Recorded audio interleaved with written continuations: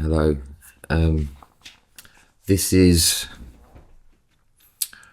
They're Just Stories Now, part 2. And it's a follow on from obviously the first one, which was about my grieving process over my dog. This is a follow up to sort of say where that led me. Some of this I wasn't going to share, and it's going to be quite a long one. And I'll try and keep it as concise and interesting as possible. And also thank you for all the people that commented on the last one. It's very interesting that the little introduction one and the one about Dolly, they're just stories now. But the introduction one where I actually did it like this with filming and my face on it had more interaction than any of the others. So I guess people like to see who's behind the voice and know a bit about me. So this one's just, I didn't write this one. Sorry if there's some noise in the background. Hopefully that'll go in a bit. But this one's just going to be me telling my story of what happened after Dolly has died, which was covered in the last bit. It led me somewhere. So hope you enjoy this, and sorry if it's a bit long, but obviously you don't have to listen if you don't want to listen. You can always turn it off. But yeah, so this is They're Just Stories Now, part 2.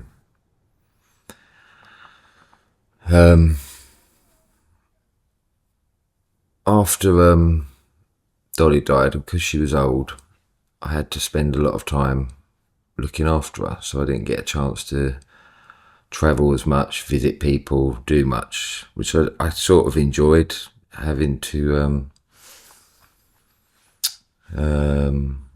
I don't know if that bloody recorder is putting thumbs up. If I do a thumbs up, I don't want that, but I don't know if you just see that. It seems to have emojis on. Let me try that again. Yeah, I don't know if you can see that, but it just brought up an emoji on my screen. Anyway, so when she died, I obviously had a lot of free time, and I spoke to a friend who just was eager to tell me that he'd returned from a retreat.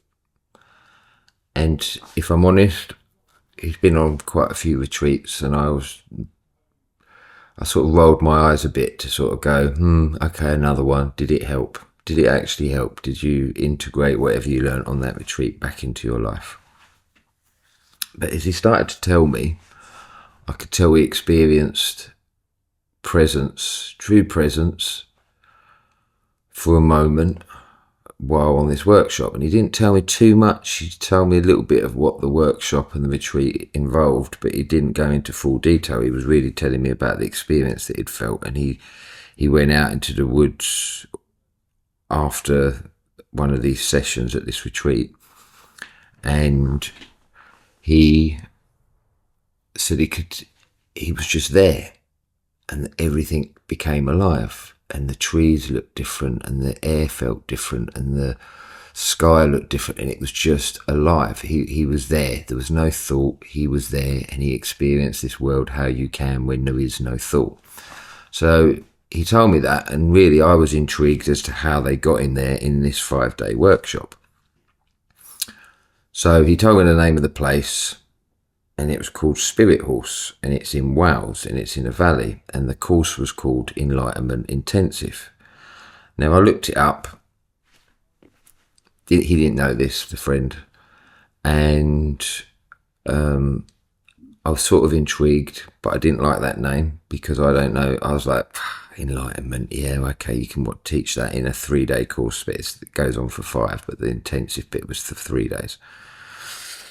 Well, I didn't know that at the time. I didn't look too much into it, and then a video came up about it, and someone was describing how they'd really enjoyed the retreat. It was like different people talking about it, and one of them even said, can't stand the name, but what an excellent workshop. So I thought, done, book it. Sat with that for a couple of days, kept thinking about it and decided to book it. I had time available. So this was about 2 or 3 weeks after Dolly had died. So I sort of was looking for something to do. Now I had time. And anyway, it rolled up, I don't know, a couple of months later, or a month and a half. I can't remember when it was. It was in August. So yeah, a couple of months after Dolly died, I drove to Wales, and I got an email before, actually. This is quite important. There was an email sent to me before of confirmation of booking. And on that email, it had various other courses that they did. So it listed all the different courses they do. And they only do 3 of these enlightenment intensives a year. And it then said what to bring: bedding, warm clothing because it can't get cold because it's in a valley in Wales. And even in Wales in August, you can get chilly and rainy. But it also had, there's no shop on the site, and there's no shops nearby, and you get driven into this valley, and once you're in there, you can't really get out. Well, you can, but you have to walk up or be driven out, pick your car up, drive into the nearest town. So there's no shops nearby to pick up said tobacco, wine, chocolate, any snacks that you want to bring with you, bring with them, bring them with you. And so I was like, that sounds like a good retreat. I like ones where you can smoke, drink. Not that I drink alcohol, but take your tea bags, whatever. So you've got your comforts with you. So I left. Funny enough, and there was a friend of mine, another good friend of mine, who at the same time, strangely, had booked up to do a Vipassana, and we was talking about it. That's a 10-day silent retreat. In Spain, he was doing it. And I remember going to him, God, yeah. And he's going, you could do that. And I was like, I probably could. I don't know if I want to do that. So anyway, I left to go on mine, and we were laughing that my retreat, I could take all my snacks, my tobacco, whatever, all the stuff that I would like to have around me to make me feel comfortable. And so I set off. The drive was amazing. Got into Wales and drove into this beautiful part, and there was a lake, and it was, honestly, the sun was out. It was amazing. And then parked at the spot, and there was a few other people parked at this place where we had to wait to be picked up by the organisers of this retreat. So I chatted to a few people, sort of, a bit nervous because I really didn't know much about it. So then the cars come, took away our luggage, and you could either drive down in the 4x4s into this valley, or you could walk down. So I was chatting to this guy who was also on the retreat, and started walking down, and he said, do you know much about it? And I said, no, I haven't really looked up any of it. I just felt inclined to book it. I sort of knew while doing it that I didn't want to look up what it was about and what it entailed and what you really had to do there. So there was an awareness of that I was avoiding knowing. And as we was walking down, he was sort of explaining little bits of it, but he didn't go into full detail, and I could see there was this little wry smile on his face of thinking, he doesn't know what he's walking into here. And so we got there, and there was the organiser that brought down the luggage and that were greeting us in this outdoor sort of kitchen, and it was quite wild place. It wasn't like all pristine and new buildings. They were all more like sort of Celtic buildings that I could see dotted around. I hadn't really explored at that point. And as I turned up, I was talking to the organiser and sort of made a joke of, yeah, this is my type of spiritual retreat, because here's my bag of goodies. I had chocolate, I had crisps, snacks, some nuts, stuff like that. Also, I brought some tea bags. And he looked at me and he said, do you know what this retreat is? And I was like, yeah, well, sort of, no. And he said, why did you bring the treats? It was on the email. I said, no, that shouldn't have been on the email. And then someone else said, yeah, it was on my email. I've brought some as well. And he went, no, not on this course. The Enlightenment Intensive, this is silent. Did you know that? No caffeine, no sugar, no alcohol, no nicotine, no smoking. So I smoke, and I even brought extra tobacco and Rizzlers and all of them things. He said, and that's for 3 days, and we provide all food. I think the list of things went on. It was no makeup. You had no mirrors. You have no mirrors. So my screen froze then for a sec. Hope it's still recording okay. So anyway, there was obviously a sort of laughing from a few other people, looking at my face of like, I said, I smoke. That's going to be the most difficult. Well, you can't smoke while you're on this. It's up to you. You don't have to stay. You booked it. It's up to you. And there was a feeling of excitement. Because I tricked myself into coming here without knowing this. And then I even thought of my friend who was doing a Vipassana and other friends. And I thought, oh my God, they're going to love this, that I've walked into it. And so I decided, obviously, to stay. Now, there was a meet and greet. Everyone could talk at this point. And then that evening, there was going to be the start. And we went up and we speak to... Sorry about the noise if you can hear that. The organiser, whose name was Shivam. And he was this big, wild sort of Irish-looking guy. And he had his sort of fellow organiser. And one of the course was called Claire. And we sat up in this, and there was 40 odd people who turned up. So throughout the day, more and more people turning up, and then even some turned up in the evening. And we were in this roundhouse, and he explains the rules of what we've got to do in the workshops, and also the rules outside of the workshop. So like no talking to anybody unless it's a vital question or you need to know something. So even to the organisers, and there was moderators there as well. So I think there was 3 moderators, then the 2 main organisers of it, Shivam and Claire. You sleep in a communal area. The men and the women are separate. You are woken at 5:45 in the morning. You have 15 minutes to brush your teeth, wash your face, walk up to they called it the temple on the hill, which was another beautiful roundhouse, all hand built. And you go there first thing in the morning in silence, and you sit and you pick a partner. So there was bent pads on the floor and cushions, and it was done really nice. It was like round, so everything was there was 2 lines. So there was cushions on the floor that you could sit on, and then they had chairs so you could sit.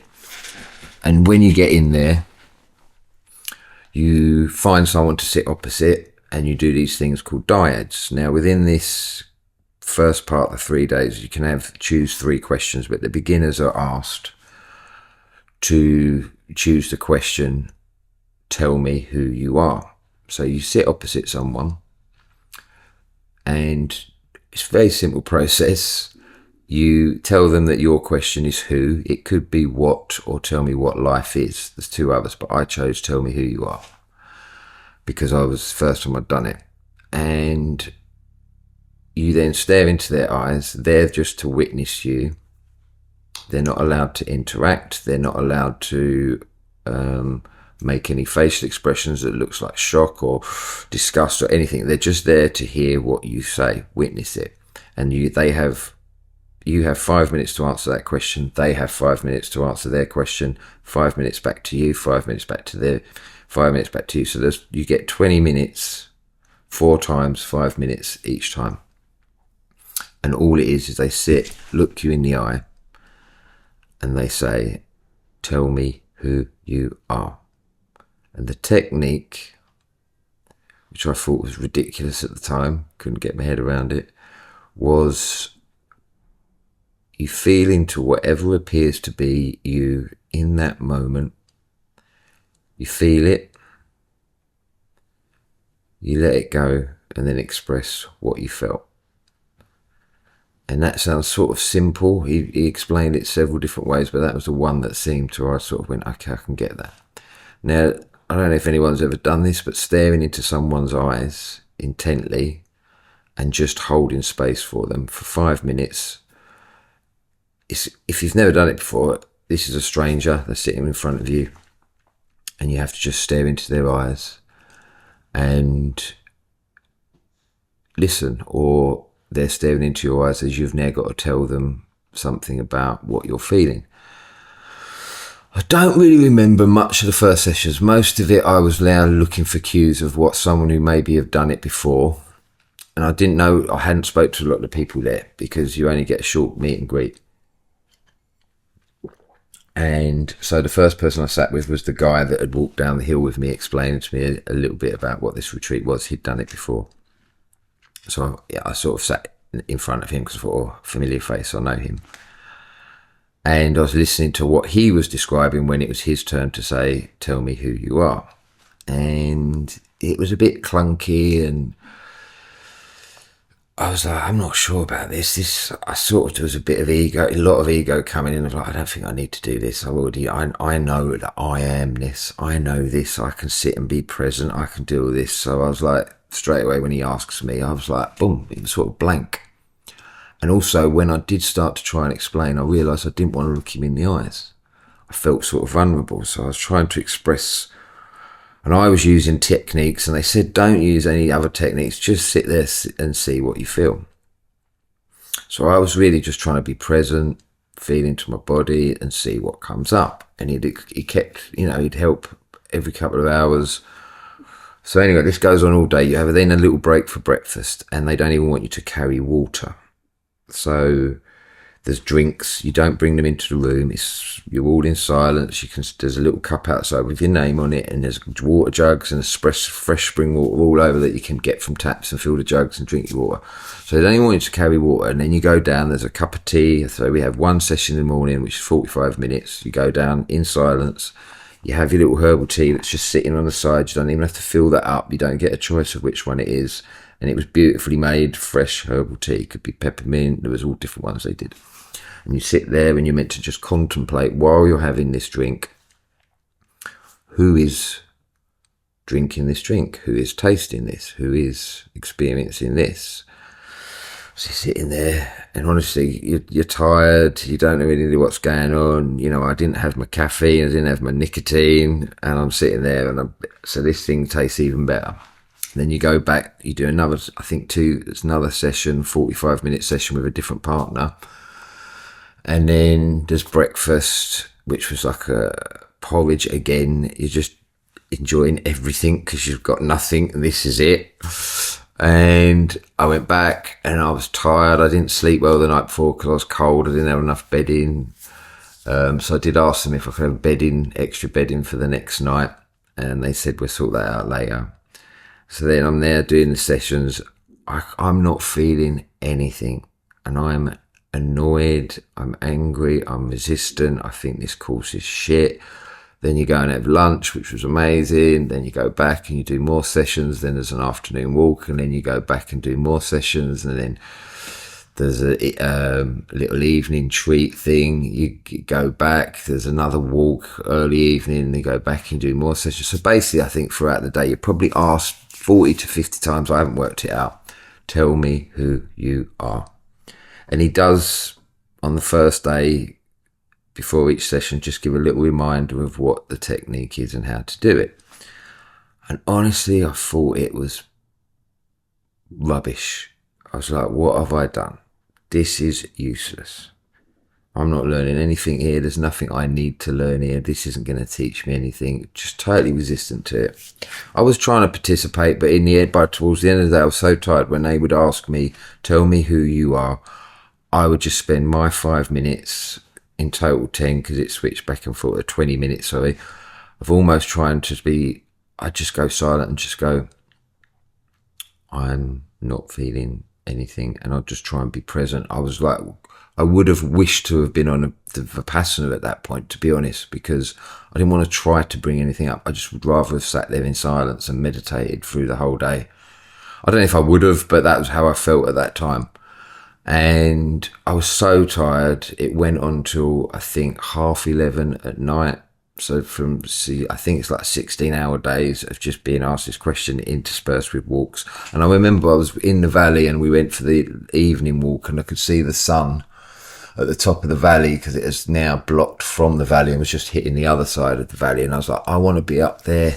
I don't want to be down here. And I was missing Dolly. I was so missing Dolly. I just wanted to be there walking my dog. I was missing my best friend. And I kept thinking I was missing all the people I love in my life. And I was just like, why can't you be here with me? One day of lack of sleep, total inquiry, contemplation, taking away all my comfort things, my nicotine, my caffeine, my sugar, just the freedom to do what I want, wake up when I want, talking, a comfort to me. One day, one long day, and it, I'm not saying I was broke, I was laughing at the same time because I knew what it was. I knew how ridiculous it was that I was feeling that uncomfortable of just one day of taking away these things from me. So I went to bed that night just like, this is shit. But I did sleep well, got extra blankets, slept well. So there was 20, I think roughly about 20 men, 20 women. So the men were all in one big roundhouse and the women had a couple of other little roundhouses they were in. So you just get into bed, you have to have a torch, there's no electricity there.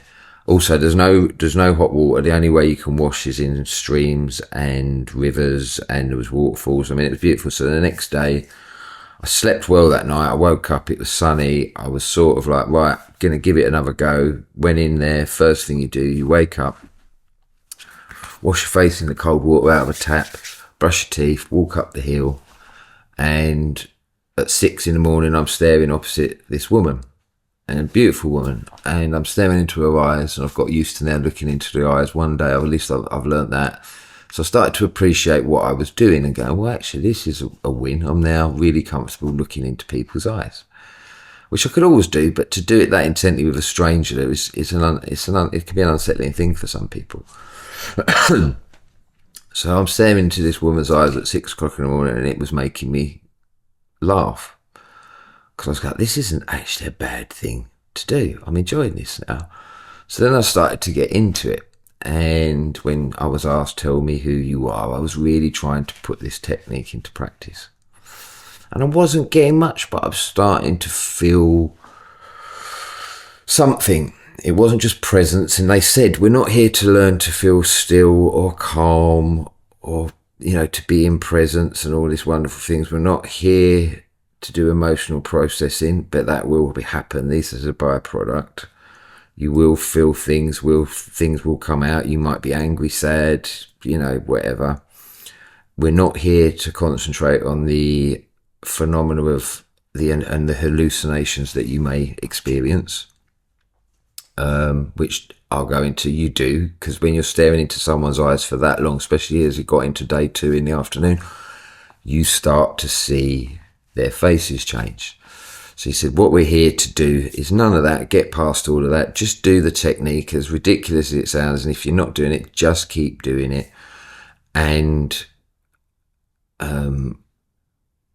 try and find what appears to be you in that moment, and feel it, let it go, express it. And it's just to answer that question. I'm just going to pause it here for a moment. I may split this into 2, but I'm just going to pause it here for a moment.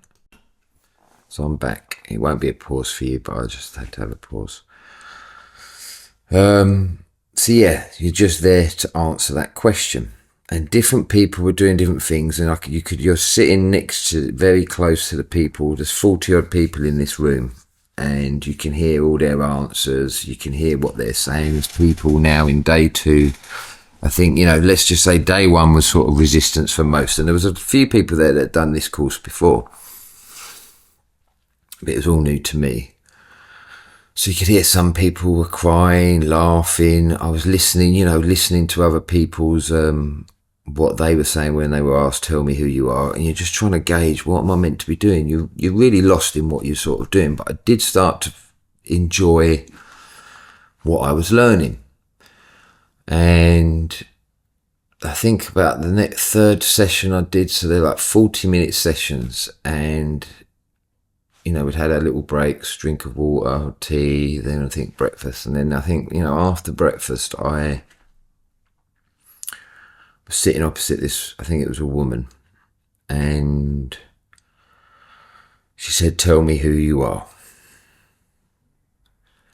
So I sat and I tried to practice this technique.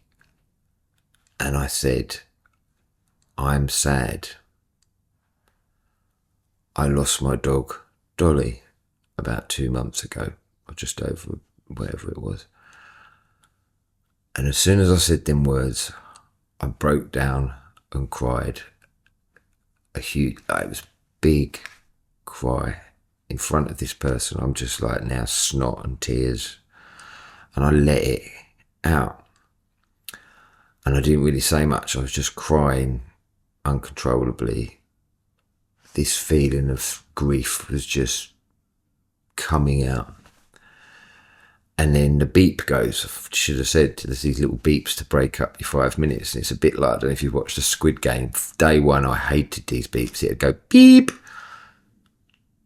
change over, beep, ask the question, beep, begin, something like that. So there's these 3 beeps after every 5 minutes. So you swap, and it's then your turn to ask them, or vice versa. So I'm snot and tears and crying. And then it goes beep. The 3 beeps go, and you wipe my face, wipe the snot, the tears. Tell me who you are. I'd ask them. And I was aware after each session so that felt good. I started to now say what appeared to be me at that time. So I was sad. That sadness was me. And that cry was as big as I'd cried all my grieving. And I thought I'd grieved Dolly a lot. I'd allowed myself to feel these things. You know, my previous one I talked about, I said that. But there was obviously more there. But what was interesting is when it was felt in that moment without any thought, it was just a feeling. It lasted 5 minutes. The beep went. I clear myself, I'm ready, and I didn't even carry any of that feeling. I wasn't in my head thinking about what I'd just experienced or what I just felt or still missing Dolly. I was there for them. Tell me who you are. And I'd sit and I'd stare into their eyes and hope that they started to experience the things that I was doing. And now this idea of having the partner is you're meant to, the reason you feel it, you let it go, you express it, is you're trying to take them along with you of what you're feeling, and it helps. You know, some partners were better, they would intently look in your eyes, and some of the things they were experiencing would then bring you along. But you weren't allowed to interact or have a conversation, so they couldn't refer to anything you'd just said, or you couldn't refer to anything they said. You're just there to do your own thing, and they're there to witness. So then what was also interesting, as I noticed, whenever I talked about Dolly and felt that again, that was the one thing that seemed to get them to react, and you'd see a tear run down their eye. Animals, we're funny about animals. That seemed to get people when I would experience that. And so then it would go back to me, and you'd think I'd go back to that place, but I just felt it. There was no more to feel. I just felt that sadness. And the next thing I'd say, I feel this or I feel that. I'm you know, and it would change every 5 minutes. Then I'd move to another partner, and there was obviously more of the grieving. I think I had to do 2 more 5 minutes of crying over Dolly, and then that was sort of it, and that loosened me up. And I said, now you go day 1, resistance. Day 2, actually releasing, surrendering, and allowing what you're feeling to come up. So at the end of day 2, I was tired. Can't remember all, you know, there was a lot of times I've been asked that question, can't remember all of them, but I definitely started to feel something, and I could feel my body relaxing. There was not really, I wasn't having to try and be still. I was genuinely more still and engaged with this process. And so by day 2 at the end, I was really happy with all the things I was learning. So like emotion, when it's truly felt, does not need to last as long. It may happen several times, but it doesn't have to go on for weeks, days, hours. It can just be felt, released, and then you're clear of it.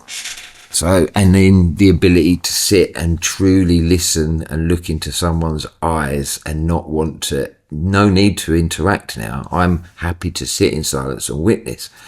So I'm like, these are great skills to learn, to realize that when you do just hold space for someone, nothing really needs to be said. You're just there to witness. And in doing so, they find the space to express what they need to express in that moment. So I'm just enjoying this now. All right, I'm tired. I'm still, and funny enough, the last person I had on that day 2 almost brought me down, because they were one of the resistors, I would say, who they'd got to day 1 and resisted, which most people did. Afterwards spoke to day 2, most people started to release, because there's people popping off crying, screaming, shouting, laughing all around you. So you start getting this subconscious permission that you are in a safe place. You can just let it all out, and really no one cares, because I didn't care that they were just on the floor in a puddle crying and screaming, and then next minute, beep, they're back up and they're asking the next person, tell me who you are. You can feel all of this. But this person at the end of the day 2 was just moaning about how he hadn't slept well, he didn't like it, didn't understand it. You're allowed to discuss things like that, but we can't have a conversation about it. So he's just saying, I feel annoyed, I feel tired, I feel this, I feel that, blah, blah, blah. And I would then go, I feel tired. And then I was like, what am I doing? I am tired. But see, it's funny, depending on who you had, different people could bring you to different places. So I went to bed again that night, super pleased with what I'm learning. Massive turnaround from day 1. Strangely, the no caffeine, the no nicotine, the no sugar, the no talking, quite happy with now. Didn't mind it at all. And I'd also gone for a swim and a wash in the river that day, and that was good. I felt, it was a good day 2, good. So then woke on day 3. And another beautiful day. I think there may have been some rain, I don't know, whatever. And went up, usual routine, go in. And I think I started day 3 with this young woman who just was drawn to her energy. She was great. I'd spoke to her before we went in and to the silent section of this thing, the meet and greet. Young energy, just sort of fearless, just something, she was amazing. And we started our dives together, and she got me going, because she was super like, what is this? And da-da-da, and I feel this and I feel that. And it was just an excitement. So then when she'd say, tell me who you are, I was like going, I'm all. I started to feel this almost expansion that I could allow all through me. Can't explain it. So as the day went on, I was finding it easy. I started to feel into this, I'm not doing anything here.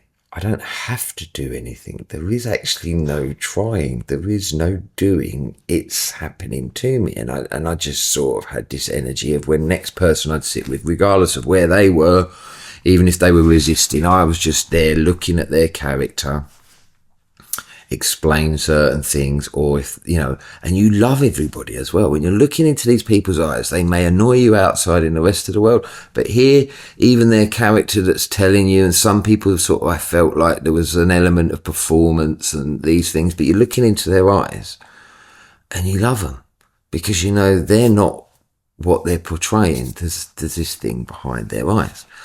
And I'm hallucinating on day 3. I'm seeing people's faces change. I'm deaf in one ear, but I'm hearing in that ear. My awareness, let's say, is expanding, and I could hear people's conversations through my deaf ear over the other side of the room. I'm not, obviously it came in from one ear. I couldn't explain to you, and I was seeing lights and faces were changing, and I'm just in it. I'm just enjoying it now. And I'm not tired or worn out by this now, because I am not doing anything. And I think just before lunch, maybe, there was a woman, I'm not using anyone's names, I do know these people's names, but there was this woman, and we ended up the next 2 partners, and we're staring into her eyes, and there was pain. I could feel there was a restriction and pain, and you're sort of willing them on when you're starting to get into this zone. And I should have said this earlier, when I started to feel that I was in this space of, let's say, more awareness, some knowing, and I knew I was in it. There was no thought. I was totally focused on the person and what was going on in my internal landscape. the woman Claire, who was one of the organisers along with Siobhan, would appear every time I knew I was in it. And she'd stop, she'd be walking around the room, keeping an eye on everyone, following the rules. And she seemed to know when I was in it. And I noticed this several times that morning, and I was like, how does she know? Is she helping me? Every time I seem to be really in this knowing, awareness, she knows. And just before I'm sitting with this woman, Claire is out of my peripheral vision. I'm still looking into this woman's eyes, and I'm almost having multiple conversations, you could say, telepathic. I was going, are you helping me, Claire? I can see you, and your awareness expands, your peripheral becomes less peripheral, and you can almost focus within your peripheral. And I'm aware, and I'm now still 100% attention here, but there's some of my attention there. You can split your attention. And so I just noticed that, and she's now looking at me, Claire, and knows that I'm in it. And I don't even know I'm in it, but I know I'm in it. And Indra, I'm sorry I said her name, but this lady, doesn't really matter, bless her, was looking, and it was her turn to tell me who she was. Tell me who you are. And there was a holding. I felt a holding. I can't speak for her, and I was just willing her, and it was almost in what she was saying, the words were struggling to come out. So I would sometimes smile, and I'm looking into her eyes, and I'm just like willing her, come on, let it go, let it go, let it go. And when she asked me, beep, beep, beep, tell me who you are, oof, I was her, I was me, I was her, I was me, I was her, I was me, I was everybody, I was everything.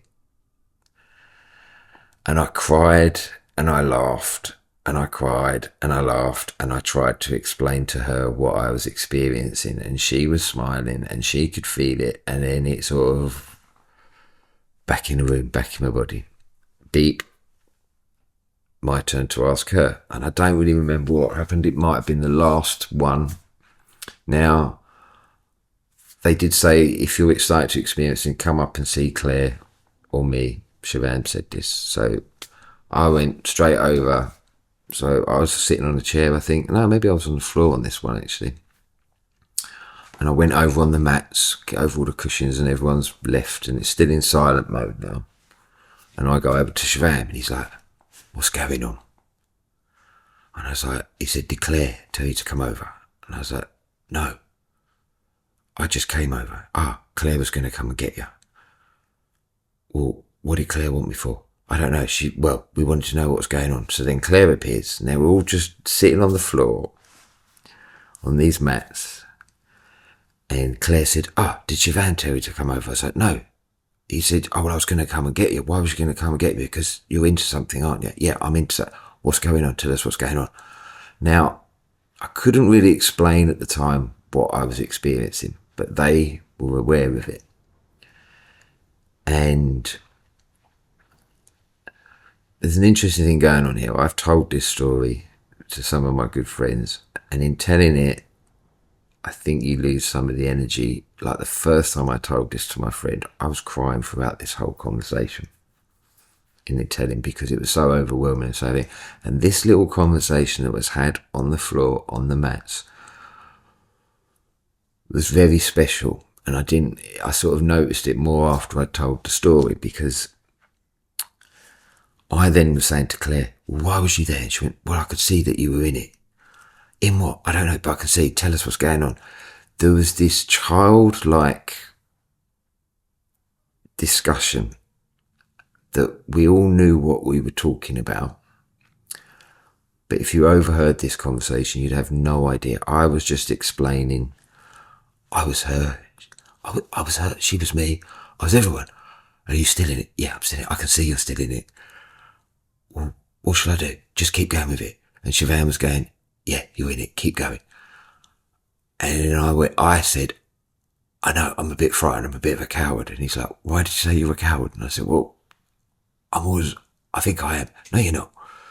And then Claire was like, why do you say that? And I was like, well, because I've got a friend, and when she asks for stuff, she goes big and says, give me it all. And I always go to God, give me it all, but do it gently, like over time. I don't want all of it all the time. And Siobhan's going, well, don't worry about it. Just go big, ask for it all. And I'm going, don't know if I could take all of it. Go on, you can be fine. And Claire's going, yeah, ask for all of it. Just say it. Just sit there. Let it happen to you. Just let it all. I was going, oh God, all right, okay. She went, I'm telling you. I said, wow, I've just frightened myself over the other side. And she's going, over the other side, your life becomes easier. Do it. So we have this little conversation, which I will now refer to as being on the mat. And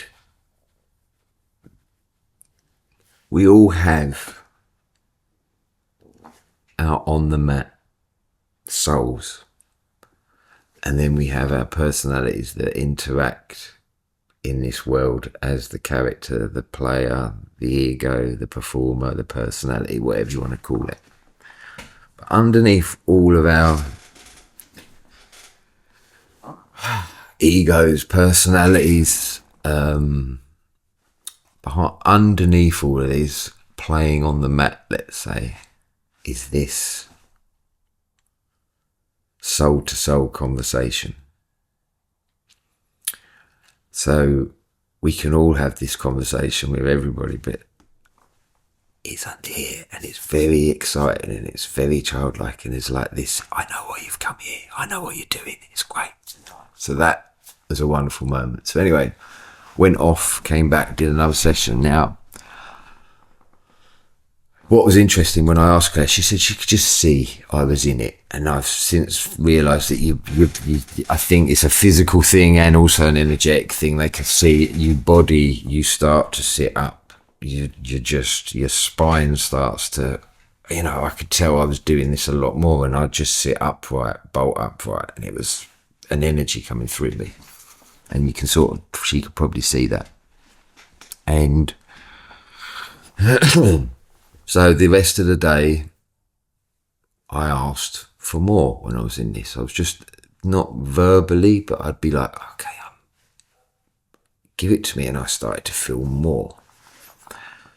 And it was just easy. And everybody I was then into doing these dyads with after, I really was just expressing the same thing, I think, that I realised I don't do anything. Because I had done nothing to get there. It happened to me.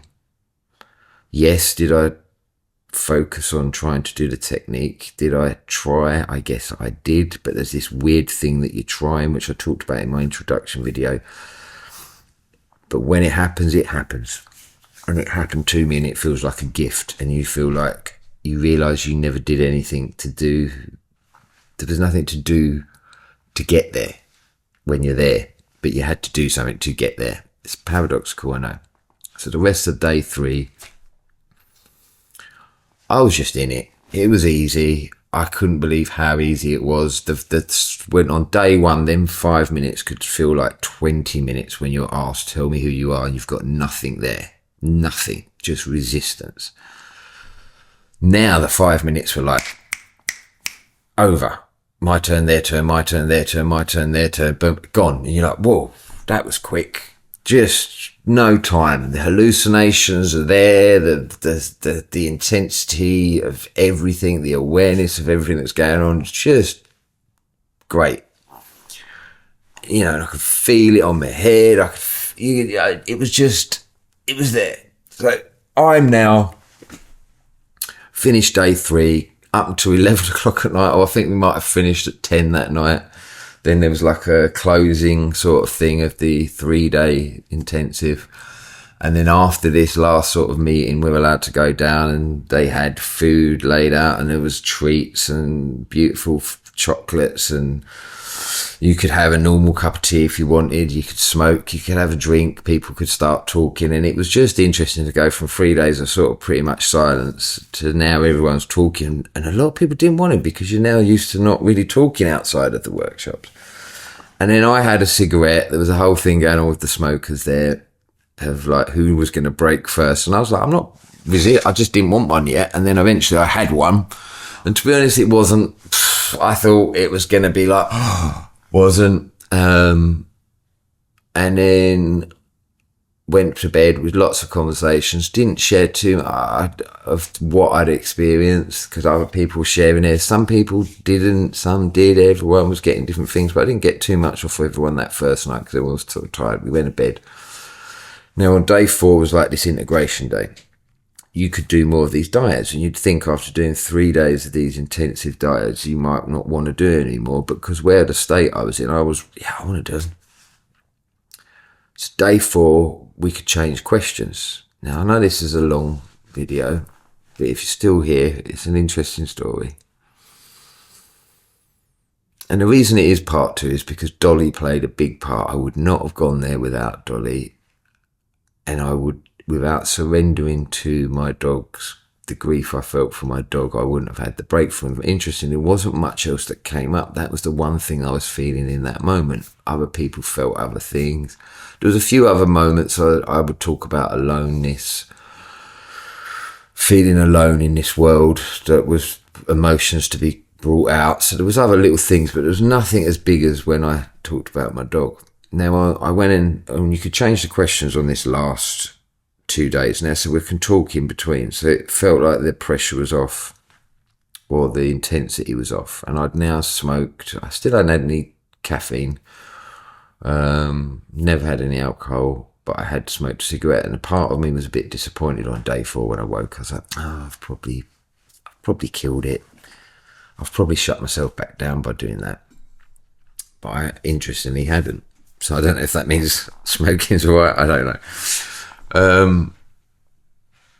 So I then went in and did the dyads again that morning. I did it with this woman, and the question you had other questions. I won't go into all the details, but on this day I picked the question, or it's a statement almost: accept yourself as you are and tell me what arises. Now I was a bit frightened to pick that one because I thought, accept yourself as you are and tell me what arises. I know we all suffer from acceptance or worthiness, or even feeling we're good enough to be here. So I was like, oh, this one could bring up some stuff. It didn't, because I took the statement literally, and I accepted myself as I am. Accept yourself as you are and tell me what arises. So I didn't question what I can't accept. I just accepted myself as I am and expressed what was arising. And it was just, I was just like, oh, this is great.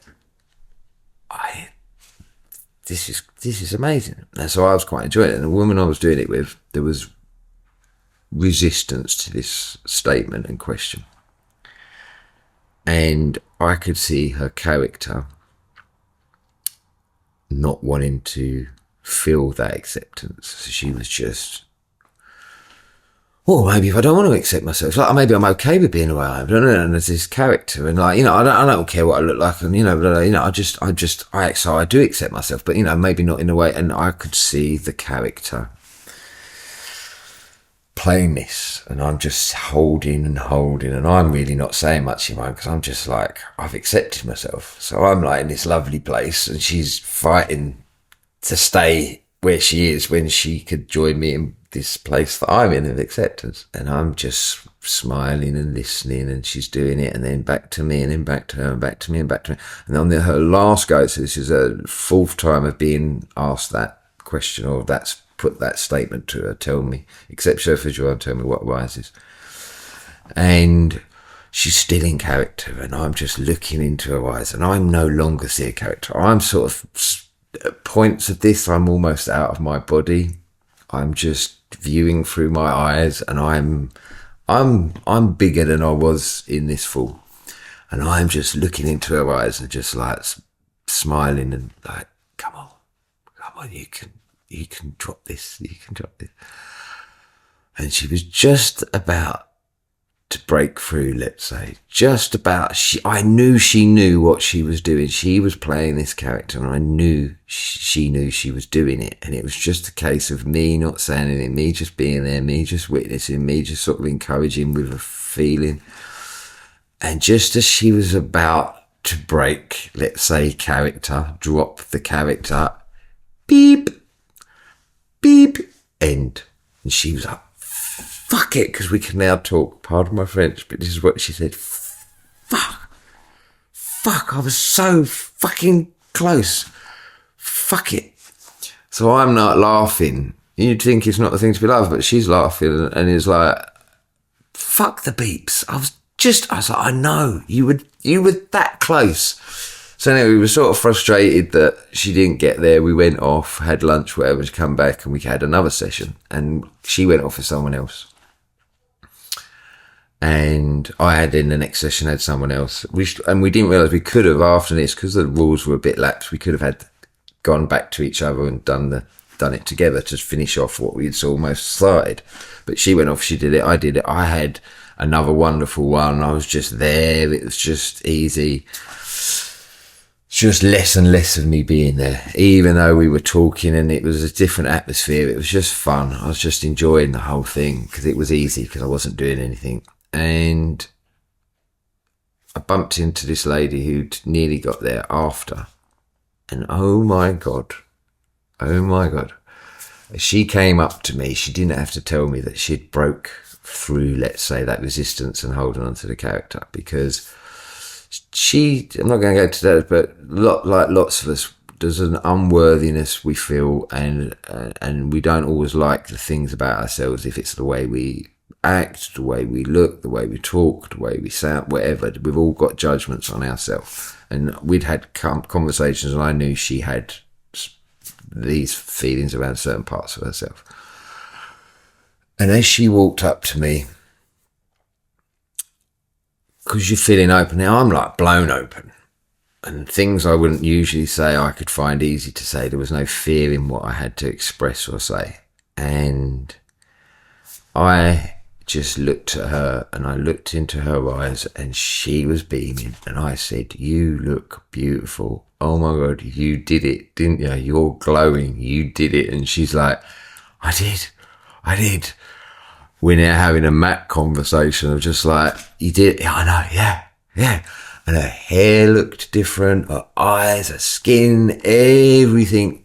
You could see she was radiating. She'd gone through that blockage that she had. Everyone had different things. We all experienced different things. So then that afternoon, it was like, I think there was a breathwork thing that was bloody amazing, hysterical. I won't go into all of that, but that was hysterical and amazing.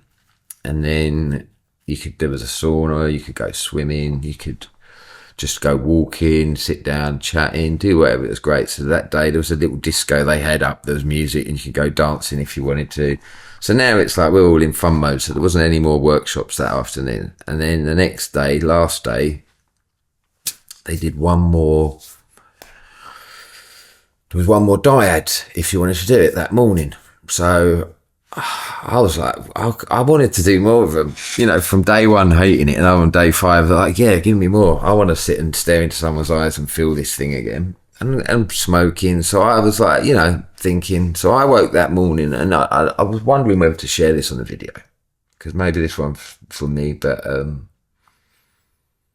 think it'd be nice to put it out there because it could be quite inspiring. But I woke that morning, and I was like half awake, half asleep. And I woke and I felt good, and my eyes open, and it was sort of dark in this roundhouse, but it was people milling about, and I was just laying in bed like that, but I was in that lovely in between, just woken up, not fully woken up. And I see symbols floating in front of me, as clear as anything. Couldn't tell you really what the symbols were. They looked like almost Roman numerals, little sort of almost rectangles of symbols and shapes. And I knew what they were. And they were questions that the mind cannot answer. So almost like a haiku. They were like something that my mind couldn't comprehend. It was only an experience that could answer these things. And I looked at the first one and I went, oh yeah, I know that one. Yeah. Then I looked at the second one. Oh yeah, I completely understand that one. Then looked at the third one. And I worked my way through, and I think there was 2 I couldn't do. So there may be, I can't remember, 5 to 7. I don't know if I got 5 of them. It wasn't like I had a test, but I understood things that I'd never understood before. And they were just symbols. Now, because of my nature, sometimes, I don't know, I paid no attention to that. I got up, washed my face, brushed my teeth, standing outside, went down, had a herbal tea. I'm there loving the herbal teas, not the caffeine. There's nothing wrong with caffeine. These herbal teas were so nice, chatting.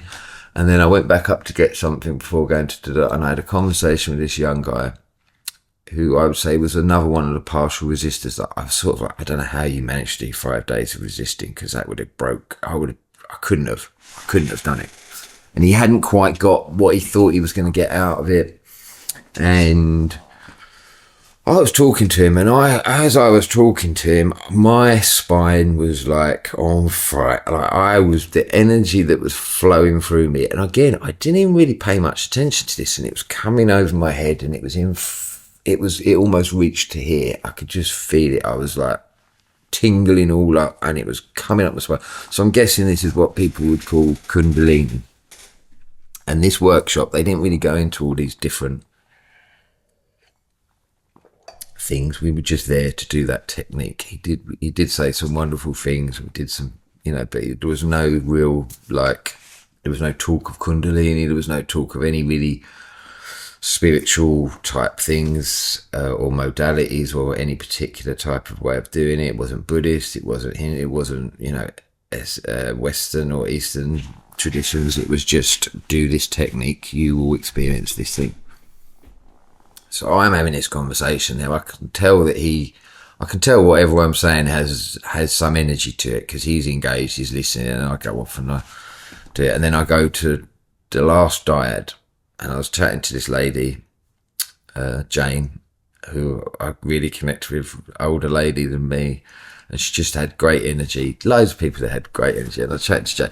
Jane said, would you like to, can we do the last dyad together? And if I was honest, I was a little bit disappointed in the sense that I was like, we seemed to, our little connection was like our humour. We made each other laugh. And I was like, I sort of want to take this last one seriously. But I was like in this state of accepting everything. So I'm like, yeah, let's do it. Come on, let's do it. So we walk up to the temple, sit opposite Jane. And the question I want to be asked is, accept yourself as you are and tell me what arises. And she says, okay, well, I have that one as well. I have that question. And she forgets the question. And she goes, what is it again? Accept. So already we're off to this sort of humorous start. And I'm sort of bitting me like, I want to take it seriously. Come on, ask me the question properly. And we're not meant to be doing this. We're meant to just, in that temple, it's meant to be back to the rules. Silence. Ask me this question. I ask you the beeps, the 5 minutes. And so I said to this, accept yourself as you are and tell me what arises. And she's like, okay, got it. Accept, what is it again? So this is how it started. So it was humorous and a little bit, actually there was no real frustration there, but it was making me laugh. So she's laughing, eventually she gets it. And then I'm sitting there and I'm like, okay. And we're sort of still laughing a little bit about the way it started off. And then I ask her, and there's not much going on, but there's a feeling. And then she asks me, I think the second time, and I'm like feeling my body, just doing what my body wants to do. Again, all retrospectively, I'm looking back on this of knowing it. In the time, I'm not really doing anything again. And then I ask her, then she asks me, and this time round we're locking in, and I'm looking into her eyes. Oh my God, the balloons just came up on my screen. I hope it has recorded, because that's quite funny.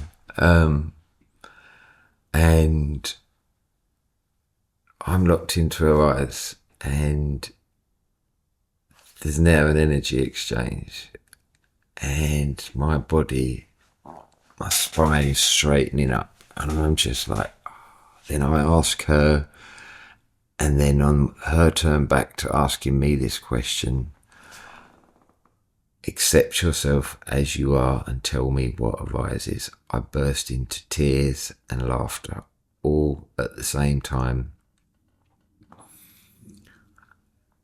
because the question was the most ridiculous question I'd been asked ever, it felt like in that moment. And I still can't quite articulate what it was, but there was no, the idea that anything had to be accepted was preposterous to me in that moment. I guess there was no separation between anything, so the idea that there was something to be accepted was laughable. It's already accepted. The word itself didn't make sense to me, because what I is accepting the other I. And she can feel it. And I'm just like, I don't know. There was nothing I could say. It's like you just, the top of your head just pops off. You're just in this thing, you know. And I didn't even think about the little dream or the vision I had the morning, then the Kundalini experience that I was experiencing all that morning. Didn't really pay any attention to it, and then it's led to this moment. And now I'm just like on fire, like I'm just, and the idea of doing these eyes is I'd felt that. I'd let it go now. I'm trying to express to her what it is to take her on this with me. And I couldn't think of anything really to say. There was no way I could really express what I was expressing, apart from there is no need to think that it needs to be accepted, because there is nothing to be accepted. It's just, it is. And the idea that we give ourselves this choice that we can accept or we can't accept something seems it seemed ridiculous to me then in that moment. Like, what? Who's the I saying I accept or I don't? It just is. There's nothing outside of here to be accepted or not, and there is no bigger thing to say I do not accept you. So I'm trying to explain that, and I could just realise and I remembered this TV show I watched, The Bear, and there was a scene where the mother, and now I'm telling this story to Jane. The mother was in the delivery room. Her daughter's about to give birth, and she's there because no one else was around, so the mother's there, and they've had a bit of an estranged relationship. So there's this lovely scene between them, and also the son-in-law bursts in through the door of the delivery room, and he's like, I'm here now, it's great, oh, thanks for being here, I love you, I'm here now, I'm sorry I was late, I've got here now, blah blah blah. And the mother leaves the son-in-law with her daughter. It's their thing, she's going to give birth. And the mother comes out, and she's standing in the hallway, and all of a sudden the son-in-law bursts out of the delivery room, and he comes running up to the mother-in-law, and he's like, thanks, I love you, thanks for being here. Like, what do I do? I don't know what I'm doing. What the fuck do I do? I don't know what I'm doing. I don't know how to deliver a baby. Like, what am I meant to do? I'm standing there, I'm here now, I know what I'm doing. I don't know what to do. Tell me what I need to do. I have no idea what to do. And Jamie Lee Curtis, who plays the mum, just holds the son-in-law and says, just stand there. Just fucking stand there. So this is a vulnerable one. Now, in that moment, that is what I told Jane, because in that moment, all I had to do, or I realised all we all have to do, is we just have to turn up, just stand there. And yet we put all this other restrictions and rules, and wish I could think of better word, but we feel we have to do something when we don't. We just have to be there. And I'm telling Jane this, and I'm sort of laughing and crying while I've just told her that story, and it seemed to be the best story I could use at the time from a TV show to explain. But I think there's some weight in that, and I even remember watching that show, and I could see it was a good point. Just stand there. Just be there. And Jane's crying, I'm crying and laughing. It's a joyful cry. And then it was her turn. I had to ask her, exception of beep. That's it. Managed to fit that into 5 minutes. Now it's her 5 minutes. And she said, I'm going to break the rules, because you're not meant to interact. She's meant to just explain what she's finished with. I love your humour. I love it. I love you. That was just amazing. She's not meant to comment on what I'm saying. So we're now just laughing, and then the 5 minutes ends, and I can't really remember what happened. And it was fantastic. And that was the end. And then we go down, and I went and had a cigarette, said a few goodbyes and whatever, and went home. Didn't tell everyone what I was feeling or what I'd experienced, because you don't want to, in a way, because everyone's got their own little things. So that was my experience at this workshop. 5 days, and it was enlightenment intensive. It was an intensive enlightenment process, and I would say that name sticks. It doesn't mean I'm enlightened now. I'm an enlightened being, but I touched something I'd yet to experience. I'd felt things like that before, but it had a clarity to it, and there was less of me there than there had been in a long time. And on the way home, I carried it with me. I carried it with me for about a week, and then 2 weeks, I still could feel it. And today, now we're talking, I think, 2 months. You know, I'd gone back to, let's say, my more normal life, the routines and the patterns. But it's still there, that feeling of, I just heard someone say something that it gets buried under, let's say, situations, life, and the things we do. But you can brush off what covers it up, because I know it's there. It's not lost. It's not been buried and I'll never find it again. It can just get covered occasionally. So it's there, but that initial is, you know, I'm not carrying that. I'm not walking around with like Kundalini going on all the time, but I know where it is now, so I can find it. And have I had some tough days since? Yeah. And have I missed Dolly since? Yeah. Nothing's really changed, but I've got that place that I know, or a feeling that I experience something that I know to be true, that I can revisit. So I hope that's a good story. I know it's a good story, but I hope people get something from that. And that was a big one for me. That was a vulnerable one for me. I don't always minor experiences, but that one was a bit special to me, and I was concerned whether to share that, because maybe I should keep that to myself. But, you know, other things that have happened to me in my life I have not shared on here. They're different. They could be diminished by the sharing of them, whereas this one, I don't think it would. I think it expands, and it'd be nice to share that out. So it is a long one, I know, and if you made it this far, I hope you enjoyed the journey and the story. Thank you for listening.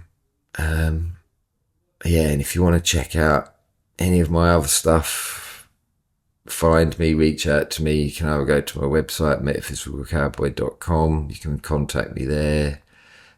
Leave a comment under the video if you want. I don't get many comments, so you'll get an answer.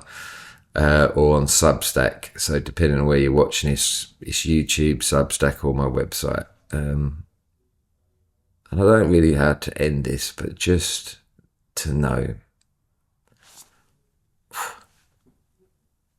we can all be on that mat encouraging each other's souls. So I'm on the mat now, and I'm telling you're on the mat person, whatever it is you're doing, keep doing it. It's great. I have no idea what you're here to do. And really, just stand there. That's all you have to do. So with that, love you all. Take care, everybody. And thanks for listening.